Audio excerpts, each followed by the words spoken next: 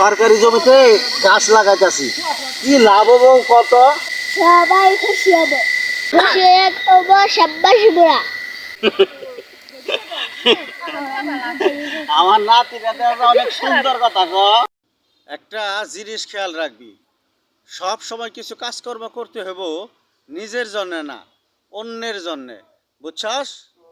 আসসালামু আলাইকুম। ওয়ালাইকুম ওয়ালাইকুম কি পুরা ঢাকন? সালাম কিভাবে নিতে হবে তোমার কাছে আমার শিখতে হবে। শিক্ষার মাঝে কোনো দোষ নাই, সবার কাছ থেকেই শেখা যায়।